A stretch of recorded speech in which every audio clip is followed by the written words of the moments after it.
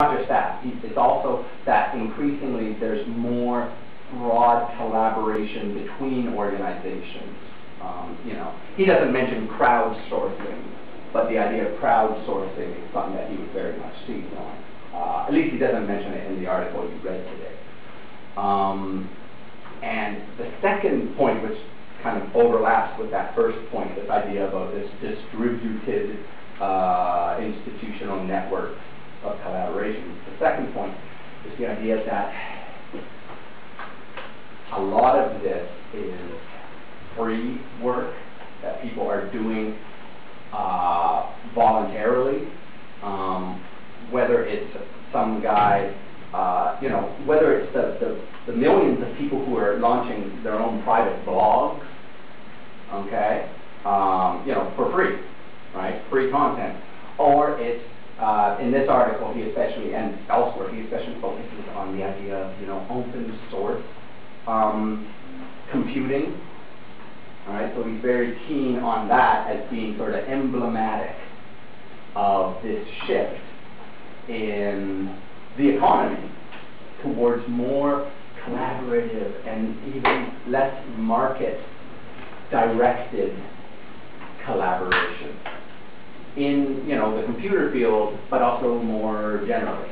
He's focused very much on the computer field as this being a main driver of the economy.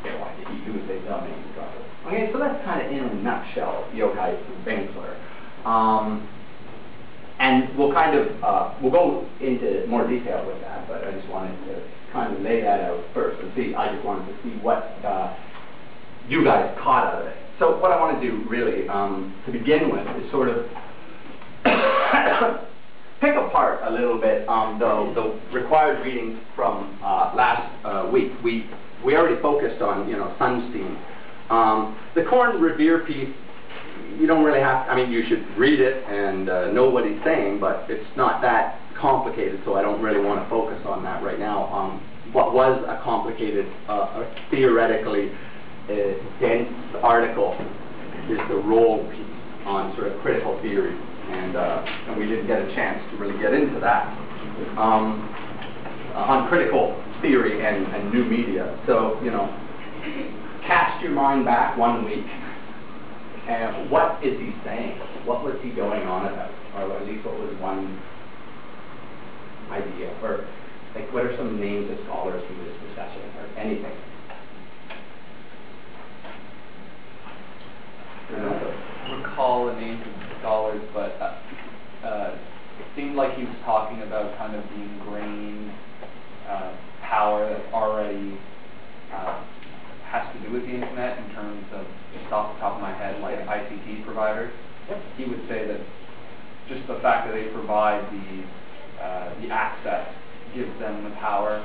Yes, he talked about that. He talked about different, he kind of gave a review of the field, a very critical review of the field. And he talked about different approaches to new media and pointed out their weaknesses, right, where they were wrong-headed. And, of course, he's going to correct that. He kind of focused on that when he was discussing what he called political economic conceptions of the media.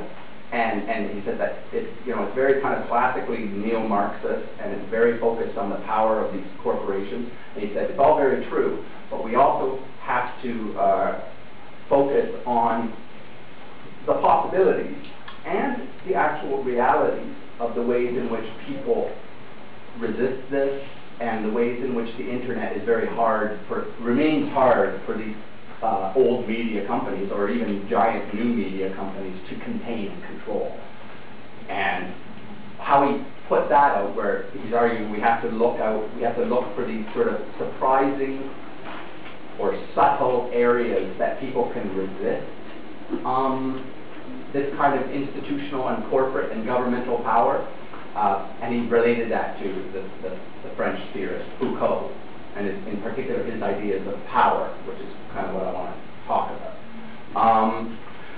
In general, his main sort of idea, I think, is that he thinks new media theory is just in general too loosey-goosey, okay, very hyperbolic instead of engaging in sober analysis. Just not very realistic, and basically leaning either towards hyperbolic cyber dystopian visions of how much power these companies have over us, or the other thing, sort of cyber utopian visions of how the internet is going to become this great democratic force.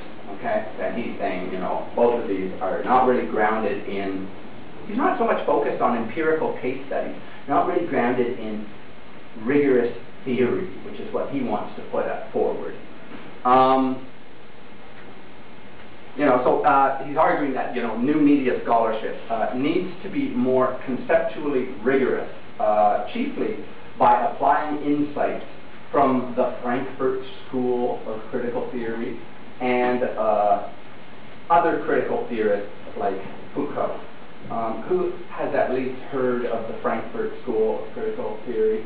Okay, everybody. Okay, so I don't think I need to really review his take on that, but he's especially focused on Horkheimer and Adorno, the first generation sort of critical theorists before World War II, and then he focuses on Habermas, who is kind of considered a late generation critical theorist.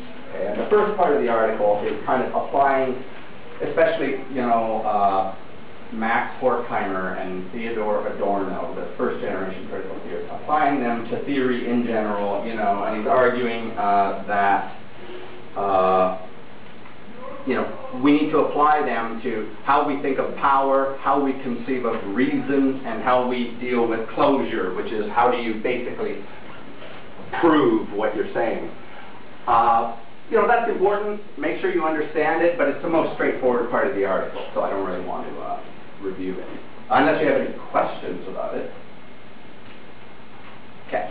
The more in-depth and maybe theoretically challenging part of the article is, you know, where he's discussing Habermas.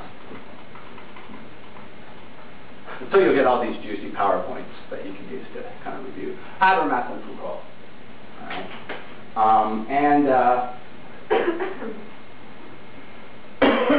First of all, Habermas, and the chief concept he's talking about is, you know, Habermas's public sphere.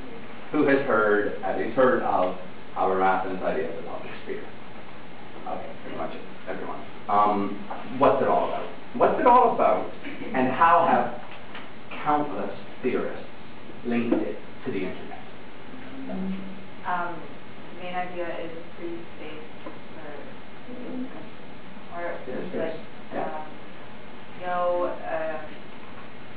like like the equality and no power relations, and everyone like the internet. Yeah, and Roll basically breaks it down like this. The public sphere is a place where there's open access, so everybody can enter it.